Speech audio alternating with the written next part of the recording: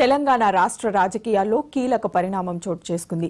ముఖ్యమంత్రి రేవంత్ రెడ్డితో బీఆర్ఎస్ ఎమ్మెల్యేలు హరీష్ రావు, పద్మారావు గౌడ్లు భేటీ అయ్యారు. అసెంబ్లీలోని సీఎం ఛాంబర్లో దాదాపు 15 నిమిషాల పాటు సుదీర్ఘంగా చర్చించారు. నియోజకవర్గాల్లో ప్రోటోకాల్ పాటించట్లేదని ఈ సందర్భంగా వారు సీఎం దృష్టికి తీసుకొచ్చారు. మరోవైపు గంట క్రితమే అసెంబ్లీలో సీఎం రేవంత్ రెడ్డి, హరీష్ రావుల మధ్య వాడీవేడి చర్చ జరిగింది.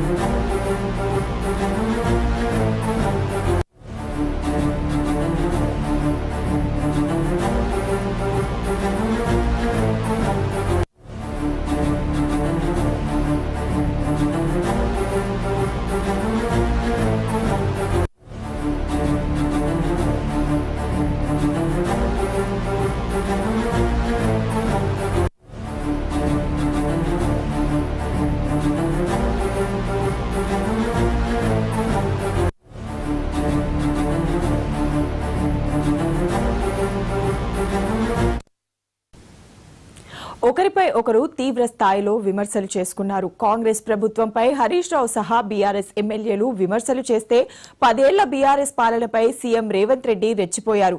ఇది జరిగిన కాసేపటికే ఇరువురు కలిసి ప్రోటోకాల్ అంశంపై చర్చించుకోవడం ఆసక్తికరంగా మారింది.